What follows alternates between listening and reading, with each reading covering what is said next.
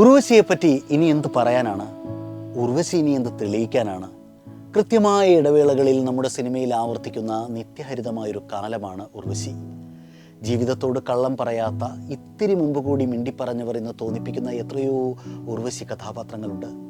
കുട്ടിത്തമിടാത്ത കൗമാരക്കാരിയായി, കുസൃതിക്കാരിയായ കാമുകയായി, കുറുമ്പത്തിയും അസൂയക്കാരിയും കുന്നായ്മക്കാരിയുമായ ഭാര്യയായി, പിന്നെ വികാരലോകങ്ങളെ ഉള്ളിലടക്കുന്ന കനമുള്ള എത്രയോ കഥാപാത്രങ്ങളായി, എത്രയോ കാലമായി ഉർവശി നമ്മുടെ മുമ്പിലുണ്ട്.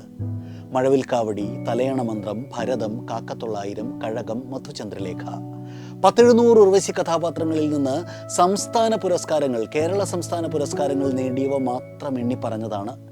ഈ വൈവിധ്യം പറയും ഉർവശി നമുക്കാരാണെന്ന്. 1989-ലും 90-ലും 91-ലും അടുപ്പിച്ച് 3 കൊല്ലം സംസ്ഥാന പുരസ്കാരം. 95-ലും 2006-ലും അത് ആവർത്തിച്ചു, കഴകത്തിലൂടെയും മധുചന്ദ്രലേഖയിലൂടെയും. ഇതിപ്പോൾ 6ാമത്തെ സംസ്ഥാന പുരസ്കാരമാണ്.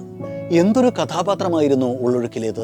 പുഴയും പാടവും കൈത്തോടും തികച്ചു വരുന്ന വെള്ളം കുട്ടനാടിൻ്റെ ഇടവരമ്പുകളെ മായ്ച്ച് ഒരേ പരപ്പാക്കും പോലെ മനുഷ്യരുടെ സങ്കീർണതകളെയെല്ലാം തിരശ്ശീലയിൽ വിരിച്ചിട്ട് ഉള്ളൊഴുക്കുകൾ തിരഞ്ഞ ഒരു കഥാശില്പം.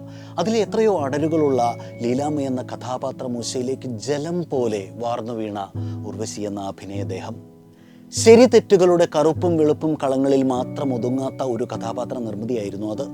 അവരുടെ തുരുത്തിലേക്ക് വരാനും പോകാനുമുള്ള ഒറ്റ വഞ്ചി എന്ന പോലെ അകമയ്ക്കും പുറമേക്കുമുള്ള ജലസഞ്ചാരങ്ങൾ, മനോവ്യാപാരങ്ങൾ, അവരുടെ കനവും കനവില്ലായ്മയും, ശരിയും ശരികേടും, അന്തസ്സംഘർഷങ്ങളും, പിന്നെ സമൂഹം, കുടുംബം, മാതൃത്വം, സ്നേഹം, സദാചാരം, മതം, മനസ്സ്, മനസാക്ഷിയൊക്കെ ചേർന്ന് പടർന്ന് ഒരേ പരപ്പായ അഭിനയത്തിൻ്റെ ഒരു പരകായ പ്രവേശം.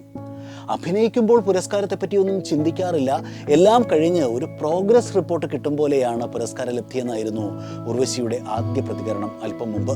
തനിക്കൊപ്പം നിന്ന് അതേ ആവൃത്തിയിൽ എതിരെ നിന്ന കഥാപാത്രത്തെ ആവിഷ്കരിച്ച പാർവതിക്ക് അവാർഡ് കിട്ടാതിരുന്നതിൽ സങ്കടമെന്നും. അതാണ് ഉർവശി, മലയാളത്തിൻ്റെ, നമ്മുടെ ഒരേ ഒരു ഉർവശി. ആ പ്രതിഭാസം ആവർത്തിച്ചു കൊണ്ടിരിക്കുന്നു.